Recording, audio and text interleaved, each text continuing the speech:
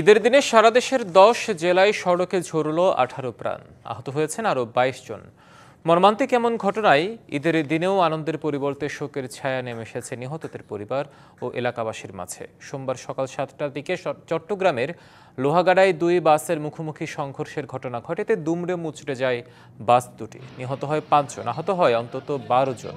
বগুড়া শেরপুরে পৃথক সড়ক দুর্ঘটনায় নিহত হয়েছেন ৩ জন। এদের মধ্যে বাবা মেয়ের প্রাণ ঝরে গেছে বাসের ধাক্কায়। এছাড়া আহত হয়েছে ২ জন। এদিকে সকাল ১০টার দিকে গাজীপুরের শিববাড়ি এলাকায় বাসের সাথে অটোরিকশার মুখোমুখি সংঘর্ষে এক নারী ও এক শিশু নিহত হয়। আহত হয় অটোরিকশা চালকসহ ৪ জন। এ সময় বিক্ষুব্ধ জনতা বাসটিতে আগুন ধরিয়ে দেয়। পরে ফায়ার সার্ভিস গিয়ে আগুন নেভায়। এদিকে কিশোরগঞ্জের কুলিয়ারচলে দুই মোটরসাইকেলের সংঘর্ষে দুই আরোহীর মৃত্যু হয়েছে। বিকেলে উপজেলার আগরপুর পোড়াদিয়া সড়কে দুর্ঘটনাটি ঘটে। এছাড়া নাটোর, নওগাঁ, মাগুরা, মৌলভীবাজার ও ব্রাহ্মণবাড়িয়ায় সড়কে নিহত হয়েছে ৫ জন, আহত হয়েছে আরও ৬ জন।